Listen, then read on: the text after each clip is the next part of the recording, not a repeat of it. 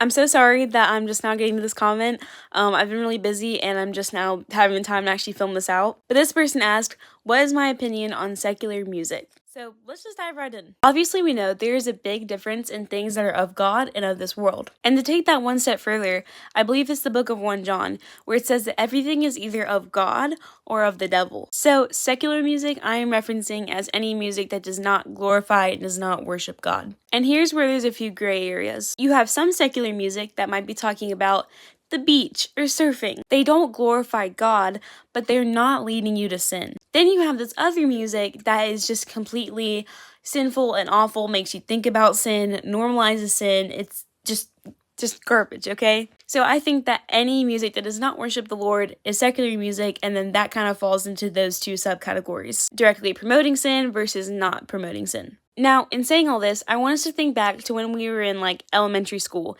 and we were told you are what you eat. That doesn't just apply to food. That applies to this very conversation. For example, I am fluent in the English language because that's how I grew up. That's how I was raised. My parents spoke English. I read English text. I watched English movies. So obviously, in growing up and when your brain is still understanding, speaking and language and all of that, whatever you're around and you're submerged in is what you are gonna eventually exemplify yourself. Now you have kids that are super immersed in Spanish culture, Spanish music, Spanish movies, Spanish parents, whatever it is. And they know Spanish fluently. So we literally become what we eat. I eat the English language, so I speak English. Now, in the same way, if I listen to all of this sinful, awful, garbage secular music that talks and promotes about sin, eventually I'm going to start thinking about that stuff subconsciously, and without even realizing it, I start normalizing it. I had a phase my first year of high school where I listened to so much rap music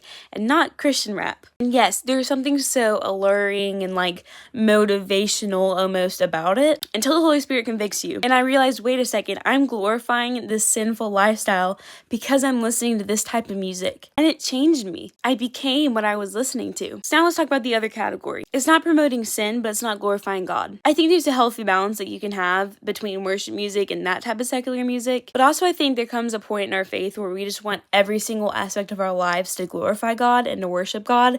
And if music is the opportunity to do so, then we're gonna jump right to it and want to do that. So I think balance and discernment and just praying on it is pretty important. Christian music that glorifies God, that's where it's at. It makes you feel good and feel joyful. It makes the Lord smile when you're singing it. When I'm consuming a bunch of worship music, I remember some of the lyrics and I'm able to apply it in certain aspects of my life. It can help me get energy to evangelize to others, and so on and so forth. But anyways, definitely be careful to discern everything before you listen to it. Bye!